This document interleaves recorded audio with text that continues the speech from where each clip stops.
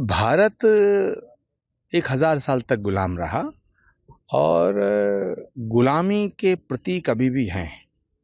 तो जितने ये गुलामी के प्रतीक हैं, अगर इनका नाम बदला जाता है तो इसमें कोई बुरी बात नहीं है। ये बहुत ही स्वागत योग्य कदम है और इसका श्रेय महाराष्ट्र की सरकार, देवेंद्र फडणवीस जी को और भारत के यशस्वी प्रधानमंत्री जी को जाता है।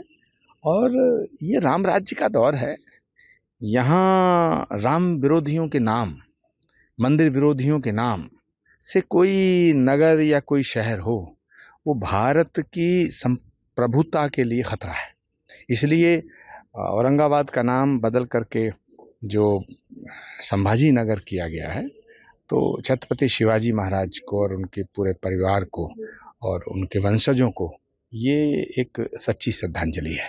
संभल के जो सांसद हैं, ये दुर्भाग्य से सांसद हैं।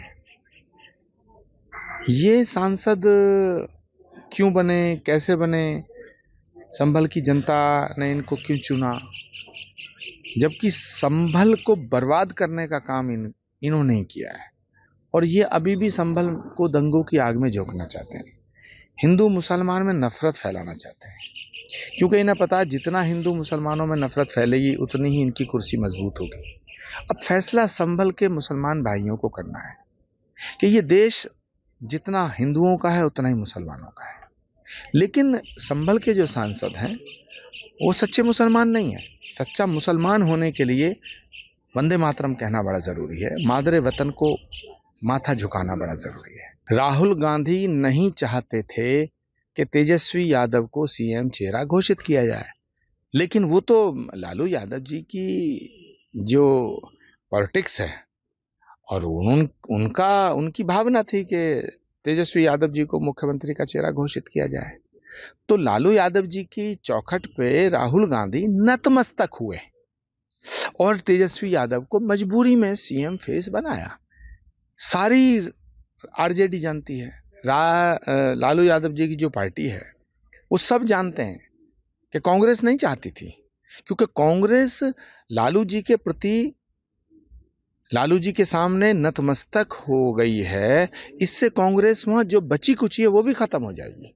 तेजस्वी यादव कह रहे हैं कि 20 साल से जंगल राज है, हमारी सरकार आएगी तो बहुत कुछ हम चेंज करेंगे। जंगल राज के जन्मदाता तो तेजस्वी यादव जी ही हैं, उनके आदरणीय पिताजी हैं। लालू जी का मैं बड़ा सम्मान करता हूं, भगवान उन्हें स्वस्थ रखे, लेकिन बिहार को जंगल राज में झोंकने का काम किसने किया? अब तो वहां राम राज्य है। आजम खान को स्टार प्रचारक बनाया गया है। अब अखिलेश यादव जी से बड़े नेता हैं आजम खान। कांग्रेस पार्टी एक ऐसी पार्टी हो गई है जहां कोई जनता का मुद्दा उठाने की बात नहीं होती है। और 24 घंटे नरेंद्र मोदी जी को गाली दो, नरेंद्र मोदी जी को कोसो, नरेंद्र मोदी जी को बदनाम करो, नरेंद्र मोदी जी के ऊपर आरोप लगाओ। सच बात यह है कि ये जो महागठबंधन है, ये अब गठबंधन रहा ही नहीं है। इसका अंतिम संस्कार हो चुका है। बिहार के अंदर 13-14 सीट ऐसी हैं जहां कांग्रेस और आरजेडी आमने सामने लड़ रही है, और उसको ये फ्रेंडली फाइट बोलते हैं। मैं पवन खेरा जी से कहना चाहता हूं कि वो फ्रेंडली फाइट का पहले इसकी व्याख्या बताएं, इसका अर्थ बताएं कि फाइट में फ्रेंड्स होते हैं क्या, और जहां फाइट होती है वहां फ्रेंड होता है क्या, और जहां फ्रेंडशिप होती है वहां फाइट होती है क्या। तो सवाल इस बात का है कि कांग्रेस के नेताओं ने अपना मानसिक संतुलन खो दिया है, और 11 तारीख के बाद, 11 नवंबर के बाद ये सारे नेता ईवीएम खराब है, ईवीएम का घोटाला है, चुनाव आयोग चोर है, ये नारे लगाते घूमेंगे, क्योंकि हार सुनिश्चित है। बिहार में पूर्ण और प्रचंड बहुमत से एनडीए की सरकार बनेगी। इतिहास साक्षी है, बिहार की जनता गवाह है, पूरी दुनिया की सियासत गवाह है, पूरी दुनिया का इतिहास साक्षी है कि बिहार को बर्बाद करने का काम किसने किया है।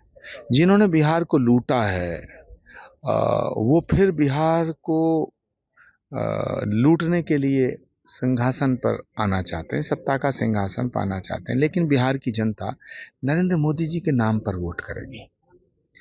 और नरेंद्र मोदी जी के सिद्धांतों को वोट करेगी। 140 करोड़ लोग भारत के ये प्रार्थना करेंगे कि भारत विश्व गुरु बने।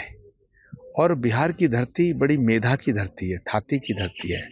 बिहार की धरती क्रांति की धरती है। तो वो चोरों को, लुटेरों को कभी सत्ता में नहीं आने देगी। मुझे पूरा विश्वास है कि जो मनोज तिवारी ने बोला वो ठीक बोला है। मानते हैं कि 56 इंच की जुबान है तेजस्वी यादव? नहीं, जुबान ही जुबान है। अब मैंने नापी नहीं है कि वो 56 इंच है या 56 सेंटीमीटर है, लेकिन बहुत ज्यादा वाहियात बातें करते हैं।